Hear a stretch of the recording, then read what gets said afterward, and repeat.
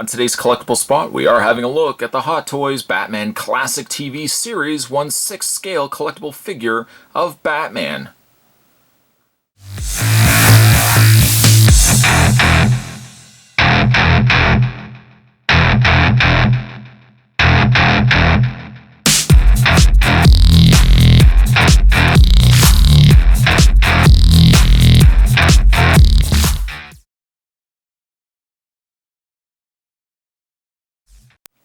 The Caped Crusader has returned from the classic TV series. One of my favorite shows growing up as a kid was the classic Adam West TV series. And now Hot Toys has presented us with a 1/6 scale version of not only Batman, but also the Boy Wonder. And Spot's going to be doing a review of both of those for you.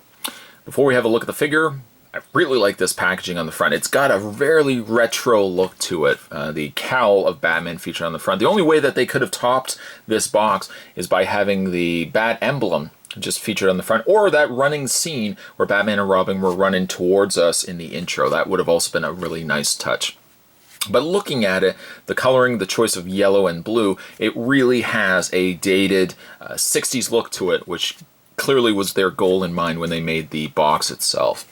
Spin around the side of the box, just really more of the cityscape here. By the way, this version is MMS 218, Collector's Edition of Batman. And on the back side there, warning choking hazard, has small parts not for children, well, smaller children. This is, after all, a collector's piece.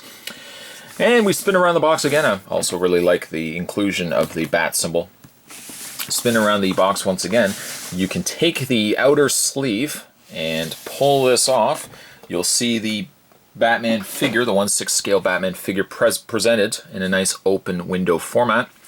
Several, and I say several, there are multiple pairs of interchangeable hands, the big bomb, the shark repellent, and the Batarang and Bat walkie-talkie all included, as well as the interchangeable faces, all of which we will, of course, have a look at when we get this figure out of packaging. Having said that, Spot's going to take a break. I'm going to get this all out, and when we come back, we're going to get a better look at the Caped Crusader, the Batman from the classic TV series. Don't go anywhere, guys. There's definitely more heading your way. Stay tuned. Just one thing I want to show you first before we have a look at the figure. The tray that Adam West Batman was in, you can see where his hands and the Batarang and all his other gadgets would be. If you take it out, I'm just taking the tray out, but you will want to kind of keep the tray in there for its support. We put that to the side, and you'll see the inside box here has a window. And on the inside, it's yellow, and it says, na na na na na, Batman, of course. However, though, if you spin the box around, and Robin will have this as well, you spin the box around, and again, this was on the inside of the main box. On the back side, though, is you have a window, and the box looks as if it's a side of a building, which I think is a really nice touch. If you had Batman and you had Robin, you will have two of these. And because this is cardboard, you will want to keep the frame in there to give you some support, so it's not just strictly cardboard. But what you can do is you can take other Hot Toys pieces that you have, and you can have them sticking out from the window as Batman and Robin are scaling up the side of the building. Really, just like an extra touch, something that you probably would not even consider. But I like the fact that Hot Toys would include something like this. And again, Batman has it. Robin will also have this. You could really have two of them together if you want. The only thing I will say, though, is you might want to definitely keep something inside. The weight of the figure, you don't want to have it pushing down the cardboard. But again, a really nice touch. I'm glad they included that. So with every Hot Toys piece, too, you get yourself an instruction sheet showing you how the precautions when using Batman or when posing him, changing out limbs, accessories, anything like that. You also get yourself a little caution sheet, just kind of telling you, do not scratch the bat suit and the cape with sharp objects or fingernails, as it might damage the costume. I mean, it's a really nice material that they used on the suit and on the cape. We'll look at that in a second. But of course, as always, be cautious when handling these pieces. Already seen from previous Spot reviews, you probably know that I'm such a big fan of the original Adam West Batman. Really, for that matter, Batman has always been my second favorite superhero of all time, Superman really being the first. But growing up with the old 60s classic Batman TV series. This is a love letter to the fans out there that grew up with that series. I mean, this Batman is phenomenal. First, having a look at his face, I'm really happy, first of all, that the lighting does this figure justice. When you get the figure first out of packaging, because his eyes are so recessed into his mask, it's hard to kind of get a good gauge of the sculpt of the eyes inside the mask. Luckily, with this lighting, you can see that it's not just strictly the fact that the face has been sculpted with the mask piece as one solid piece. It looks as if you could really remove this mask, and you really can't. The cowl is not removable. It is affixed to the figure, but you can really see the depth to the character itself, like how far back those eyes really sink in. It really adds to the realism of Adam West here. You can really see all the stitch work also in the side of the cowl, right down to these smaller pointed ears, which the classic Batman costume was known for having. It didn't have the longer ears like we would see later with the Adam West or with the Michael Keaton Batman and future Batman movies as well. Also, really liked the folds and creases, which the bottom of the cowl would have not only in the movie, but in person as well. They had all these little small stitch marks where the panels where the cowl were sewn together. Again, a really nice touch. It's perhaps maybe a small criticism. The cape, being the cape is a fabric and the cowl is a sculpted piece, the two don't quite match. I kind of wish if the cowl had been maybe painted just a little bit different to match that of the cape, they would come together a little bit better. But again, that takes nothing. I mean, the sculpt is gorgeous, and the lower face, it looks exactly like Adam West. In the same way that the Michael Keaton Batman had it, Adam West Batman also has the patent interchangeable face technique plates. These lower faces, they're not really strictly a head change out. You're really just going to be changing the lower face portion of Batman from something more calmer. You can have him with his mouth more open, or you can also have the grimacing Batman as well. A really nice touch. To change the faces, simply take apart the two pieces of the plastic tray that hold the mouth. Take the lower mouth like so, and you're just going to take the mouth on the Batman and kind of just get your finger beneath it. Sometimes it helps if you can see it. Take your finger and kind of just go underneath the chin. And going underneath the chin, you can generally get a good grab of it, like right there, and pull it off. You'll notice right away that it's an extremely strong magnet that's keeping the lower face pieces on. So once you get them in place, you know they're not going to go anywhere, and you can get some really awesome looks on Batman. There's also the open mouth expression on Batman as well. I think, between the three different lower face plates, I think I might actually prefer this one the most. Certainly, I love the grimacing mouth, but I think I would keep that for something like when he's holding the big bomb. This would be an ideal face to have, or possibly when he's holding the bat shark repellent as well. Normal posing, though, I likely will keep Batman with the open mouth, as I think it really accommodates the Robin, who won't have actually the interchangeable face pieces and has a very set expression. When looking at Batman's body, I think, again, overall they did a fantastic job on him. I think maybe they complimented Adam West a little bit more. He's a little more beefier, a little more muscular in the Hot Toys version than he possibly appeared maybe in this show. The fabric used on Batman's costume is a perfect color. I think it matches that of the show. And also he's got the more shinier fabric being used for his lower bat underoos and also for his cape. The choice of coloring and material that they used for the cape was perfect. I don't think they could have picked a better fabric for the costume. And also in the same way that in the TV series, the patch looked like it was a sewn-on piece. The same thing can be said for the bat emblem on Batman's chest as well. It is a separate piece. Looks like it's an overlay, an applied piece to the costume itself. You could, if you wanted to, unclasp Batman's cape. Although the only thing that I'm not a big fan of is the way that the clasp is set up. You'll see one side where the hook is a metal piece. However, on the other side, that hook is looping itself through just almost like a string loop. I don't know, and I'm hoping that it's not going to give me problems down the road, but I wish that this section as well would have been a metal clasp, that it would have hooked itself into another metal piece and not relying solely on the thread. I would say be careful, don't be pulling this too much, because I don't know if at some point that might come loose. While we are talking about capes as well, it's an interesting way that they did the cape too.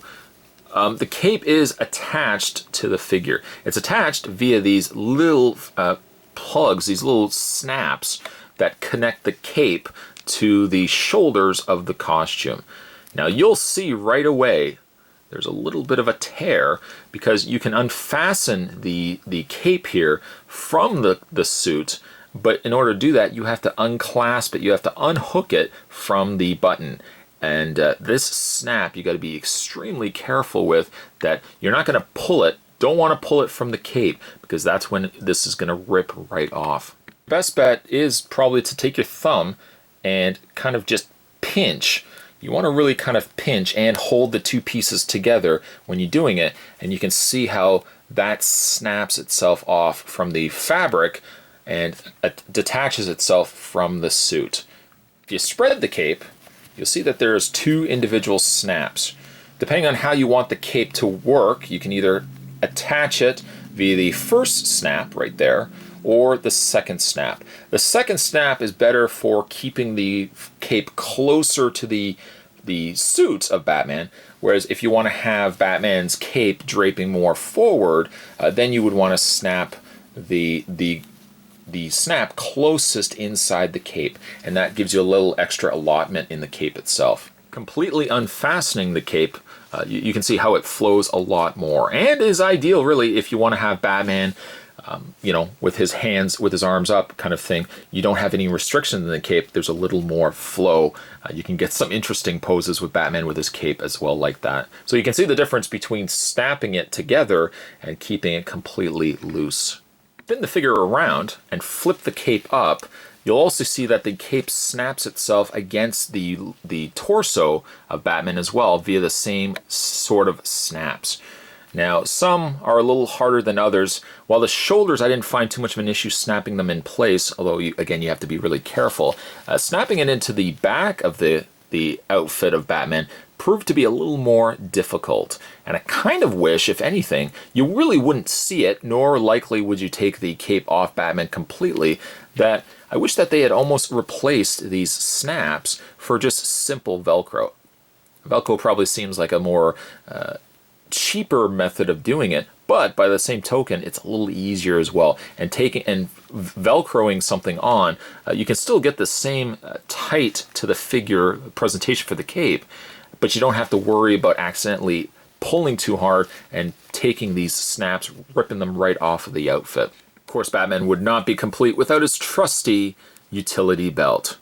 Now there's a little label, there's just like a little protective film that is currently on this utility belt. You just can take it off if you want. You don't really notice it too much. In fact, it's only when you start looking at it closer that you see the film. I might just be inclined to leave it on. I might be inclined just to leave it on just to prevent this from scratching or getting too scuffed up. As it goes for the utility belt though, it looks really nice. I wish, if anything, that there had maybe been a couple of snaps that you could have opened, or at least little pockets. If you have a look at the complete utility belt, there's really no areas where these pockets can be opened. There's no little sections in them where you can put stuff in. They're just basically sculpted pieces. Batman also comes included with the standard Hot Toys display stand, featuring on the top the Batman logo along with classic TV series. On the front placard, it says Batman. Robin will, of course, say Robin. And I also am very happy to see that they use small display stands, anything too large. When you start collecting enough Hot Toys pieces and you want to have them on display stands, when you start getting the really big display stands, we're talking like the DX style display stands, they take up a lot of space. And I'm more prone to wanting more Hot Toys on display So I appreciate, though small it might be, I appreciate the fact that we get standard Hot Toys display stands and nothing too big. Of course, Batman does get his fair share of interchangeable hands, 13 interchangeable glove palms, with several different holding style hands, which would be ideal for some of the accessories we'll be looking at in a second. But you get 5 of those, a pair of open hands, ideal for Batman in shock mode, I guess. You get a pair of closed fists. Adam West Batman would not be complete without a Bat-2C pair of hands as well, which could really end up being my favorite way to pose the Cape Crusader. I love the fact they were able to include a pair of hands for this. Of course, to change the hands are very easy indeed. You're just going to pop them off and change them out with the hand that you need. The hands are nice and rubbery too, so if you ever have a case where the peg has stayed inside the hand, removing them very easy indeed. Also, for good measure, the folks over at Hot Toys also give you, of course, an extra set of these, just in case they break or in case you get situations where, you know, the hand is already pegged. You can just use the extra pegs to change out the hands. Extra pair of hands definitely come in handy as well for the accessories that come with Batman, such as the Batarang. His trusty Batarang. Of course, Batman would have to come with a Batarang. He also comes with some cord that you can feed through the hole here to have Batman holding it. This would come in handy for scaling up the walls, or you can also use the Batmobile grappling hook, which they've used on a couple of occasions too. And I think they've also used the Bat-Zooka. Ridiculous, but very enjoyable indeed. You get yourself a Bat Radio, which has some really nice paint to it. I like the touch with the gold. These little antennas don't adjust or anything like that, but this little bottom section here does rotate. It's a really nice piece, nice paint on the Bat Radio here. Accessories are definitely nods to the fans of Batman, and more importantly, the fans of the 1966 Batman movie. One, you get a shark repellent, came in very handy for Batman, that you can pull off and use.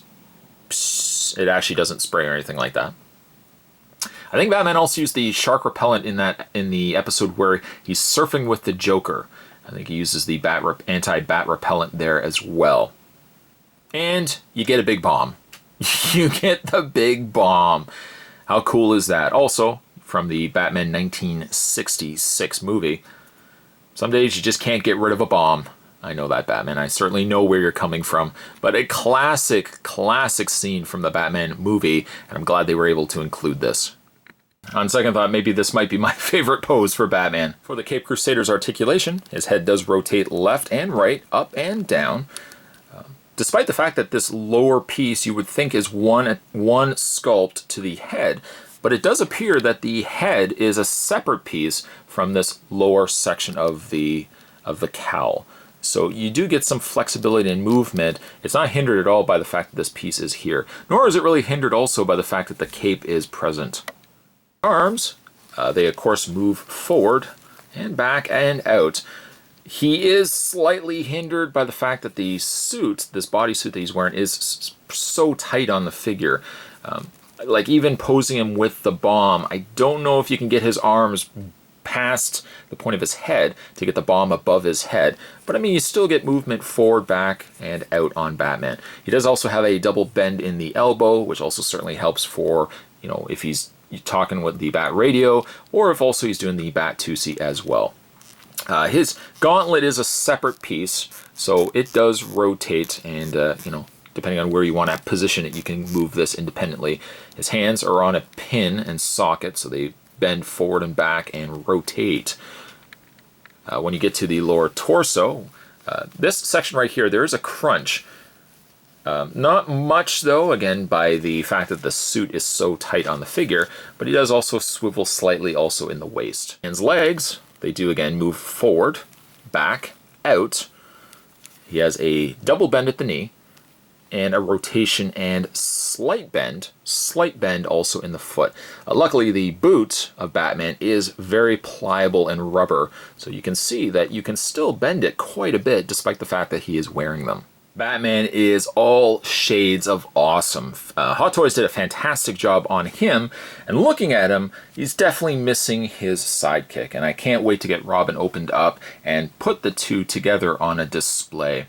Things that kind of are disappointing to me is the cape.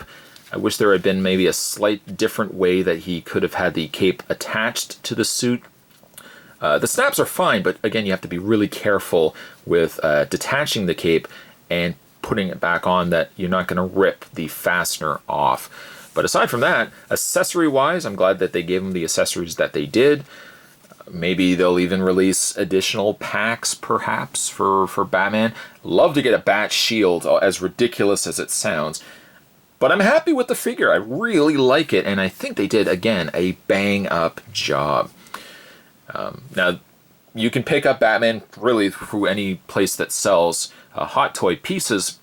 However, what I did, and probably a good way to go if you're looking to purchase someone like Batman yourself, is you can also order them directly from Sideshow Collectibles website. The beauty of something like that and going to Sideshow's website is that you can pay by installments. That's exactly what I did with Batman. It was exactly what I did also with Robin. I paid anywhere, I think it was about $80 or I think it was like $70 to $80 a month for the Cape Crusader. And when he was fully paid off, then he was delivered to my door. That's a good way to go, and it goes a little easier also on your wallet instead of having to pay, a lump sum in one sitting. But if you are definitely a Batman fan, it doesn't get any bit better than Adam West Batman here. I highly would recommend him, and again, I'm super excited to get Robin opened up as well.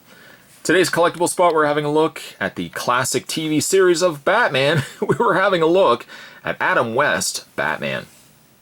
Thanks for watching as you always do, guys. And again, as Spot had mentioned, stay tuned for the review of Robin. He will definitely be around the corner from here. And certainly stay as well. There's going to be definitely a lot more videos heading your way too. Thanks for watching. I'll see you next time.